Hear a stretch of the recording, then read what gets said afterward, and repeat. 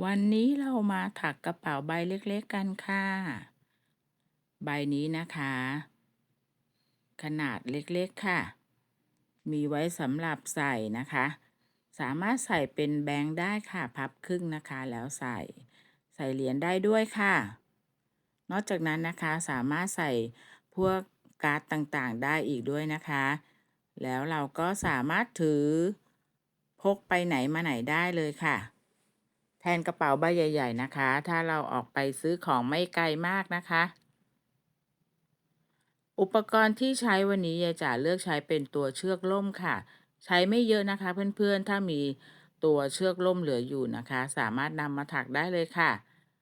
เข็มก็จะเป็น5/0นะคะแพทเทิร์นใบนี้นะคะไม่ยากค่ะมือใหม่นะคะสามารถเข้ามาหัดถักตามได้เลยค่ะ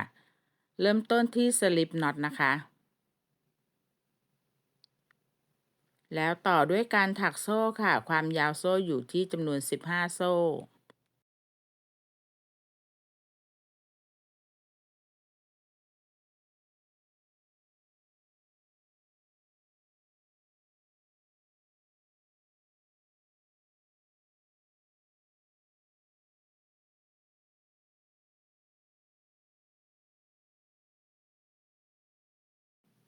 เมื่อได้15โซ่แล้วนะคะเราจะถักแถวแรกกันค่ะเราจะแทงไปที่ตรงโซ่นูนนะคะตรงนี้นะคะเพื่อนๆดูนะคะยายจ๋าจะแทงที่เส้นโซ่เส้นนูนด้านหลังนะคะถักซิงเกิลโครเชต์ค่ะหรือควักธรรมดานะคะจำนวนที่จะถักทั้งหมดย้อนกลับมาคือ14หลัก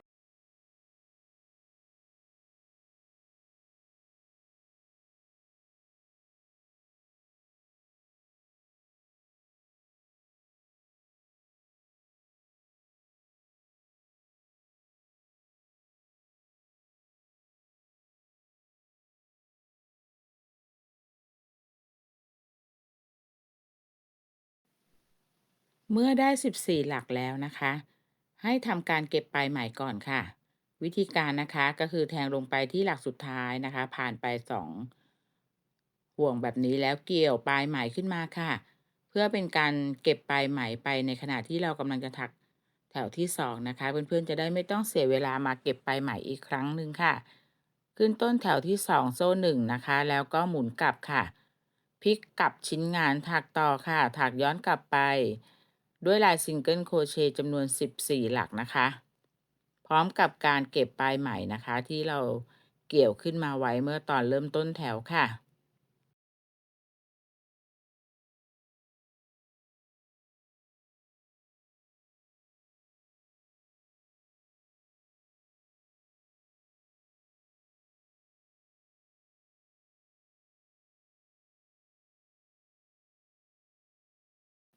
เมื่อถักมาได้นะคะ2แถวลักษณะงานที่ได้ค่ะเราจะถักต่อนะคะแพทเทิร์นจะเหมือนแถวที่2ค่ะเราจะถักโซ่1พลิกกลับแล้วก็ถัก14ครั้งนะคะ จากแถวที่3เราจะถักขึ้นไปทั้งหมดที่จำนวน12แถวค่ะให้เพื่อนๆถักจนครบ12แถวนะคะแล้วเดี๋ยวมาดูขั้นตอนต่อไปค่ะ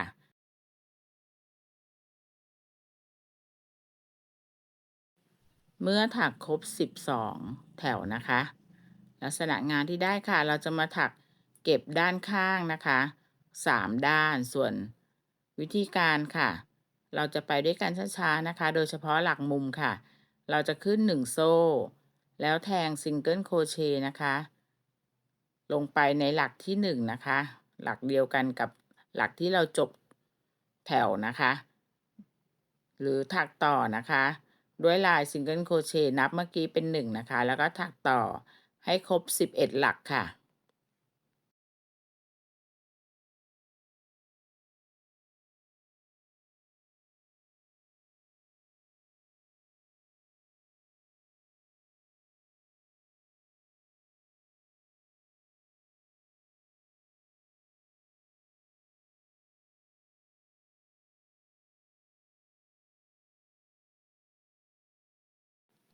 มาถึงหลักนี้นะคะ มาถึงหลักนี้เราจะมาเริ่มเมื่อครบ11หลักแล้วนะคะจะมาขึ้นต้นหลักที่1ที่หลักที่1ของแถวตรงนี้นะคะเป็นหลักมุมให้ถักซิงเกิลโครเชต์1ครั้งแล้วขั้นด้วย1โซ่นะคะแล้วก็ถักซิงเกิลโครเชต์อีก1ครั้งลงไปในหลักเดิมนะคะหลักมุมตรงนี้นะคะอันนี้เป็นลายหลักมุมนะคะเพื่อให้มีความโค้งนะคะของหลักมุมเสร็จแล้วเราก็จะถักต่อค่ะด้วยซิงเกิลโครเชต์อีกจำนวนทั้งหมด12หลักนะคะ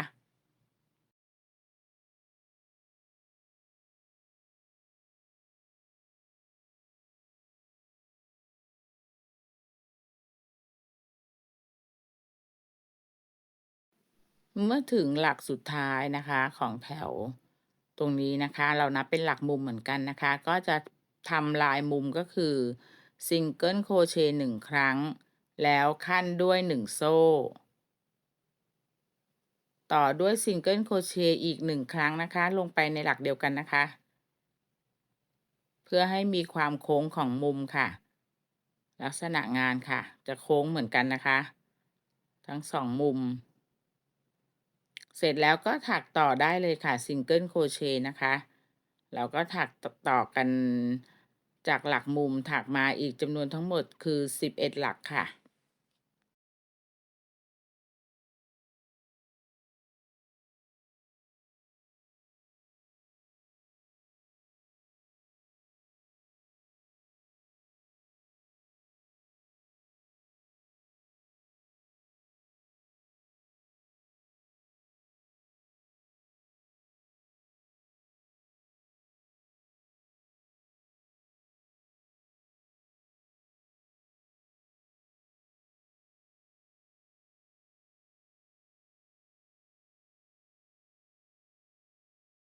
เมื่อถึงหลักสุดท้ายนะคะของด้านที่3นะคะ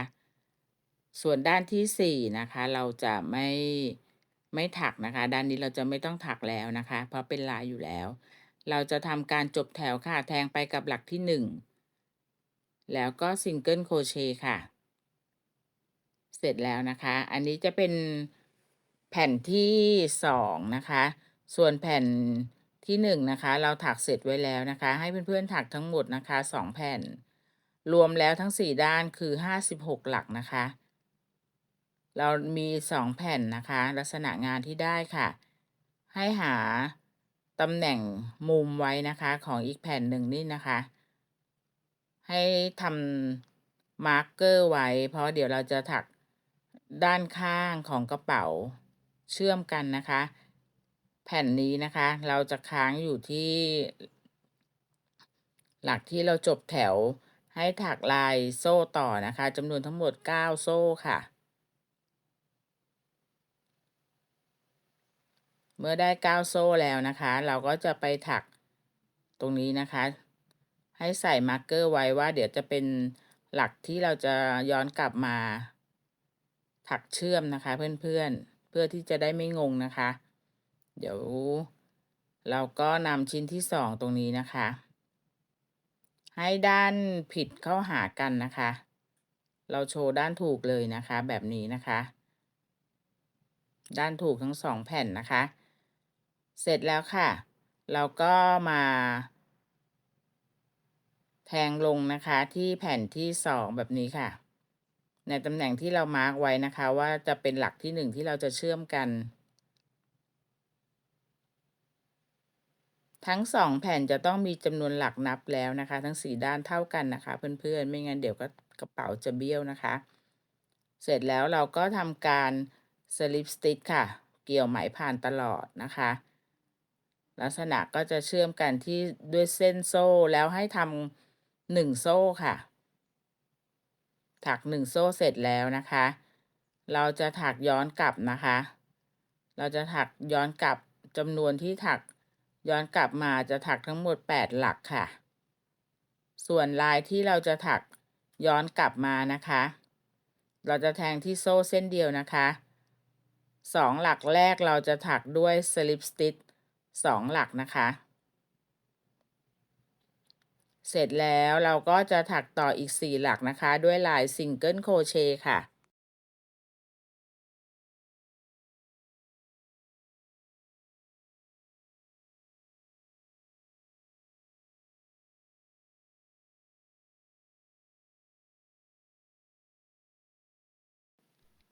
จะเหลือ2หลักสุดท้ายนะคะเราถักด้วยสลิปสติ t ค่ะทั้ง2หลักนะคะ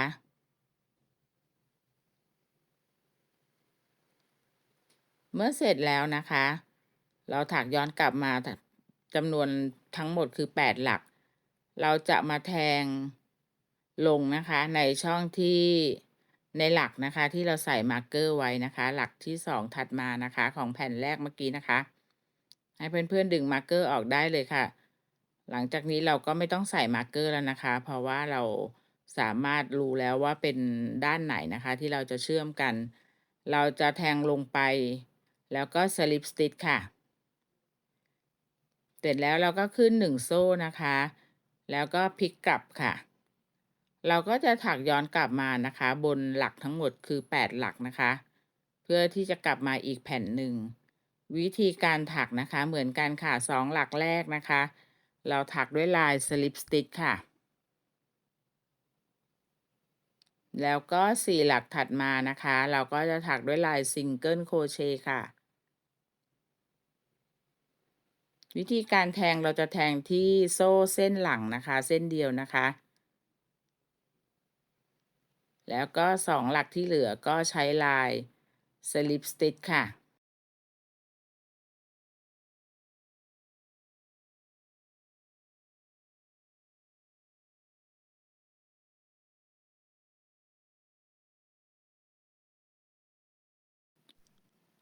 เสร็จแล้วนะคะเราก็มาแทงลงใน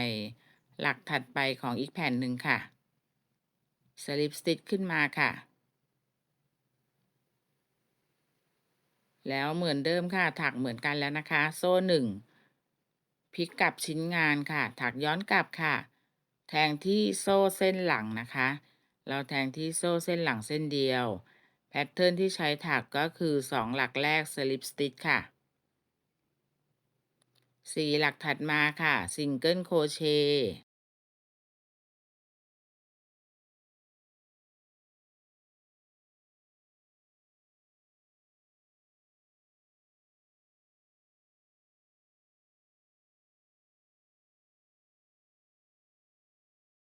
เสร็จแล้วเราก็จะจบด้วยสลิปสติ t นะคะอีก2หลักค่ะ อันนี้จะเป็นการถักซ้ำเหมือนเดิมแล้วนะคะเดี๋ยวยายจ๋าทำให้ดูอีก1แถวค่ะเราก็แทงลงในหลักถัดมาเลยค่ะเกี่ยวไหมผ่านตลอดนะคะหรือเรียกว่าสลิปสติ t ค่ะแล้วก็1โซ่นะคะหมุนกลับค่ะพอ1โซ่เสร็จเราก็หมุนกลับแล้วก็ถักด้วยแพทเทิร์น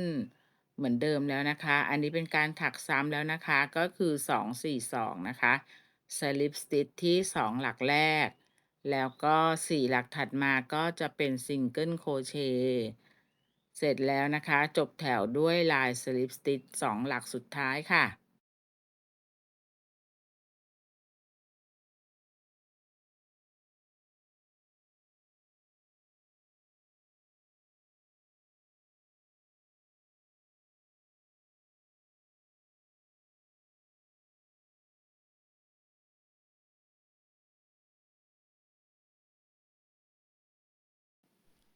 สำหรับเพื่อนๆมือใหม่หัดถักนะคะลายนี้ก็ไม่ยากจนเกินไปนะคะเป็นการดัดแปลงวิธีการน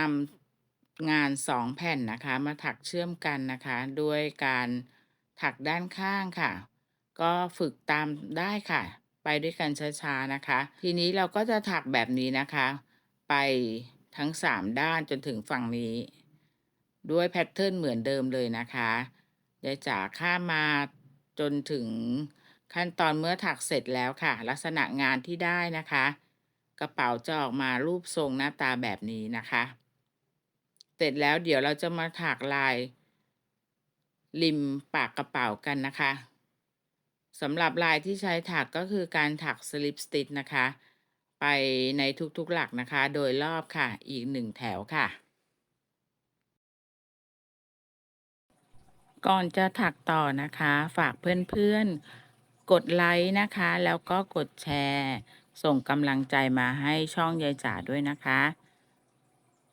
ส่วนเพื่อนใหม่ค่ะถ้าชื่นชอบนะคะอย่าลืมกดติดตามพร้อมกระดิ่งแจ้งเตือนไว้ เพื่อจะได้ไม่พลาดเวลาที่ยายจ๋าลงคลิปใหม่ๆนะคะ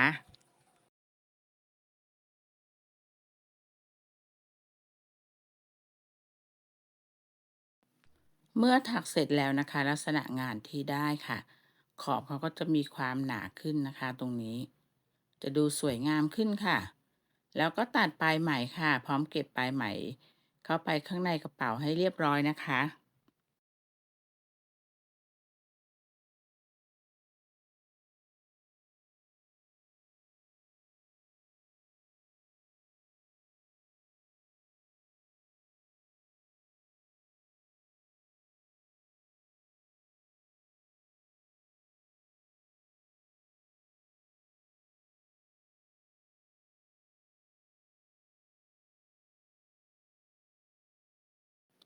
สำหรับเพื่อนๆนะคะที่สนใจจะสั่งซื้อตัว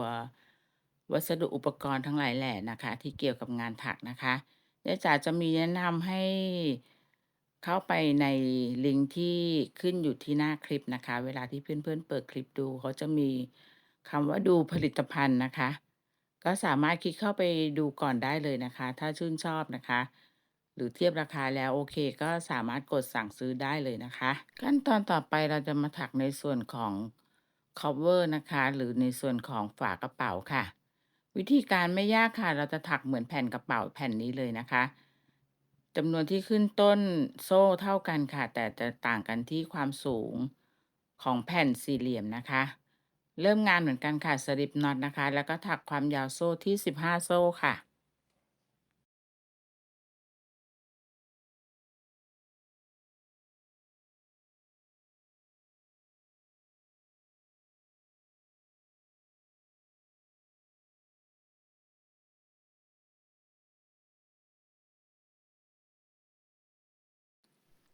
เสร็จแล้วก็พลิกกลับค่ะถักลายซิงเกิลโครเชต์นะคะที่โซ่เส้นนูนเส้นหลังนะคะแล้วก็ขั้นตอนต่อไปถักเหมือนกันเลยค่ะกับตัวกระเป๋านะคะ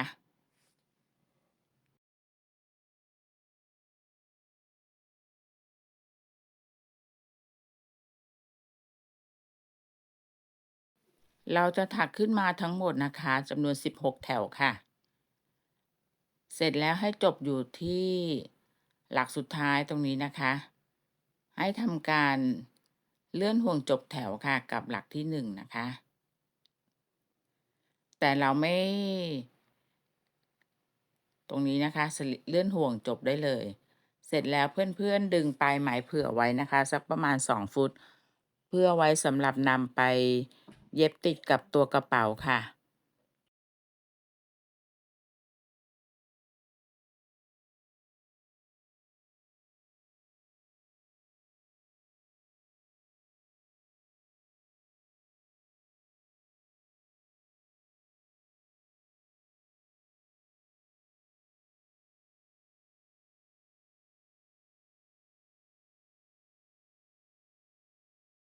สำหรับการเย็บติดนะคะยายจ๋าจะใช้ตัวเข็มนะคะ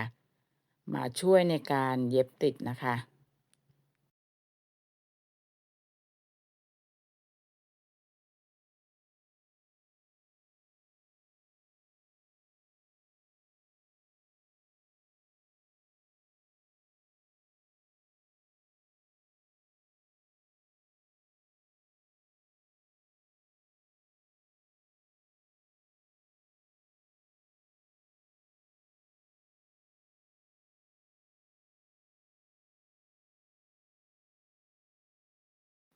ให้เพื่อนๆนับหลักนะคะให้เท่ากันตัวแผ่นกระเป๋านะคะก็จะมี14หลักที่เราจะนำไปถักเชื่อมกับตัวกระเป๋านะคะตัวฝากับตัวกระเป๋าเท่ากันนะคะเราหาจุดเริ่มต้นกับจุด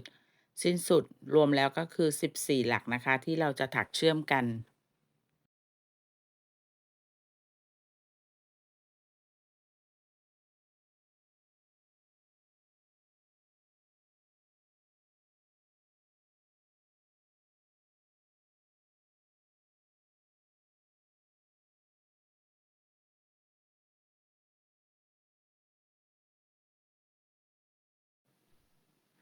สำหรับหลักแรกนะคะที่เราเชื่อม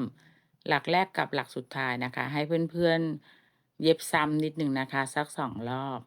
เพื่อความแน่นหนานะคะแล้วก็ไม่ให้ตรงปลายเปิดอ้านะคะที่เหลือนะคะเราก็ถักเราก็เย็บนะคะที่เหลือเราก็เย็บให้หลักชนกันตรงกันนะคะ1 ต่อ 1โดยที่วิธีการที่เราใช้ในการเย็บนะคะเราจะแทงไปที่เส้นโซ่ด้านล่างนะคะของทั้งตัวฝากระเป๋าแล้วก็ตัวกระเป๋านะคะ เพื่อไม่ให้เห็นได้นะคะเพื่อนๆดูจากคลิปได้เลยนะคะอย่าจะไปให้อย่างช้าๆนะคะเราจะแทงลงไปที่ด้านล่างนะคะของทั้งข้างตัวกระเป๋าพอเราขึ้นมาที่ฝานะคะเราก็แทงกลับไปที่เราก็จะแทงลงในหลักถัดไปนะคะที่ด้านล่างของโซ่นะคะอันนี้เพื่อนๆดูนะคะด้านล่างของโซ่แล้วก็ให้ไปแทงที่หลักของตัวกระเป๋าเราก็จะแทงผ่านใต้โซ่นะคะใต้เส้นโซ่ใต้ลายโซ่อะนะคะที่เป็นขอบที่เรา slip stitch ไว้ตรงนี้นะคะเราก็แทงด้านล่างเหมือนกันนะคะ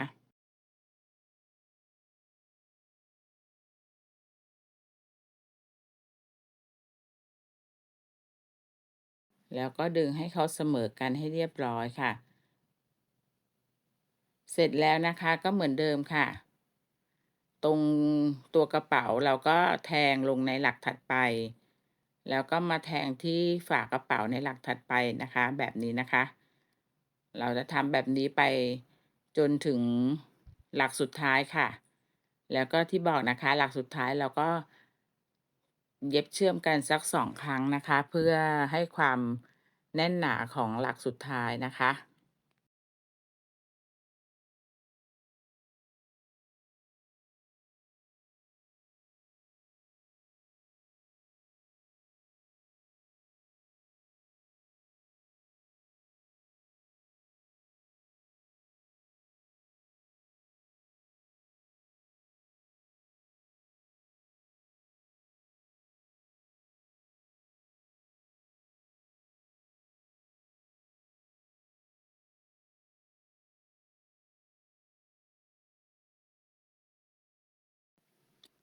เมื่อเรา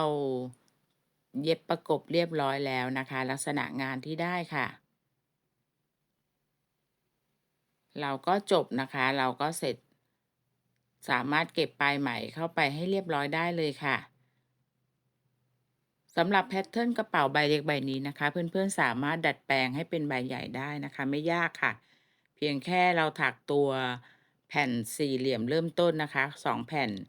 ให้ใหญ่ขึ้นนะคะแล้วก็ตัวด้านข้างจาก8 หลักเพื่อนๆก็สามารถขยายได้นะคะจะถักเชื่อมกันด้วยจำนวนหลักที่มากกว่า8ได้เลยนะคะก็จะได้กระเป๋าใบใหญ่ขึ้นนะคะแพทเทิร์นนี้ขยายไม่ยากค่ะ เมื่อเราตัดปลายไหมเก็บเรียบร้อยแล้วนะคะขั้นตอนต่อไปยายจ๋าจะใช้ตัวกระดุมแม่เหล็กแบบขาเสียบนะคะจะใช้กระดุมแม่เหล็กแบบขาเสียบแล้วก็หาตัวดอกไม้มาติดนะคะลักษณะกระดุมขาเสียบค่ะหรือถ้าเพื่อนๆจะถ้ามีกระดุมแบบสอยนะคะสอย4 ขาก็ใช้กระดุมสอยก็ได้นะคะอันนี้แล้วแต่สะดวกนะคะใครมีแบบไหนก็ใช้แบบนั้นนะคะ ทีนี้ถ้าใช้เป็นแบบขาเสียบเดี๋ยวยายจ๋าจะสอนให้นะคะอีก1 คลิปนะคะว่าเวลาเสียบนะคะเขามีขั้นตอนยังไงนะคะเผื่อเพื่อนๆมือใหม่เพิ่งเข้ามารับชมคลิปนี้นะคะแล้วยังไม่เคยติดกระดุมในลักษณะแบบนี้นะคะยายจ๋าจะสาธิตให้ดูนะคะก็คือเราเสียบมาเสร็จแล้วเราก็ใช้ตัวแผ่นล็อกข้างหลังนะคะล็อกไว้ที่ขา2 ข้าง แล้วเพื่อนๆก็กดตัวขาทั้ง2 ข้างลงนะคะให้เรียบร้อยให้แน่นนะคะพยายามกดให้แน่นนะคะไม่ให้เขานูนขึ้นมานะคะเดี๋ยวเขาจะเกี่ยวได้หรือหลุดได้นะคะแล้วก็กดไปนะคะเมื่อได้1 ด้านแล้วนะคะวิธีติดอันที่2ให้ติดกลับไปก่อนนะคะแล้วพับตัวฝากระเป๋าลงมาให้อยู่ในตำแหน่งที่เราต้องการค่ะตำแหน่งที่สวยงามที่เราต้องการนะคะ เสร็จแล้วเราก็กดลงไปค่ะเพื่อให้เขายึดอยู่ที่ตำแหน่งที่เราจะติดนะคะ เพื่อนๆก็ง้างออกค่ะกดตัวล่างไว้นะคะที่ตรงนี้ค่ะเมื่อเสร็จเรียบร้อยแล้วนะคะเราได้ตำแหน่งตรงนี้เราก็ใช้ตัวแผ่นรองขาเหมือนเดิมค่ะใส่เข้าไปทั้งสองขานะคะแล้วก็กดขาให้เรียบร้อยค่ะ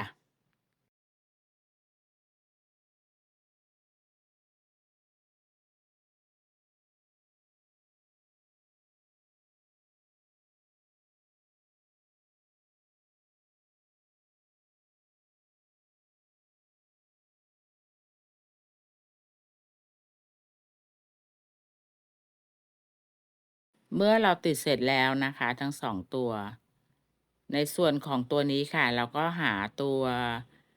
อะไรมาติดทับนะคะอาจจะเป็นการถักดอกไม้นะคะเล็กๆนะคะปิดให้มิดอย่างนี้นะคะแล้วก็เพิ่มความเก๋ให้กับตัวฝากระเป๋าด้วยค่ะเสร็จเรียบร้อยแล้วค่ะเดี๋ยวจ๋าใช้วิธีทากาวนะคะจะวัดขนาดให้ดูค่ะ ว่าเมื่อถักเสร็จแล้วนะคะถ้าใช้ตัววัสดุเดียวกันจำนวนหลักเท่ากันนะคะความกว้างของตัวกระเป๋านะคะวัดจากตรงส่วนที่กว้างที่สุดนะคะจะอยู่ที่ประมาณ12เซนค่ะ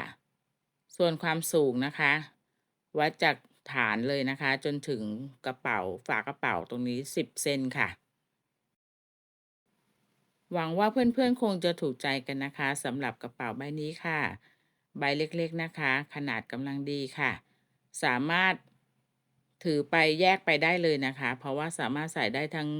ตัวธนบัตรใส่เหรียญได้นะคะใส่ตัวบัตรต่างๆได้นะคะฝากไว้อีกหนึ่งคลิปนะคะอย่าลืมนะคะเพื่อนๆเดี๋ยวจ๋าฝากกดไลค์กดแชร์ส่งกำลังใจมาให้ด้วยนะคะแล้วไว้พบกันคลิปต่อไปค่ะสำหรับคลิปนี้สวัสดีค่ะ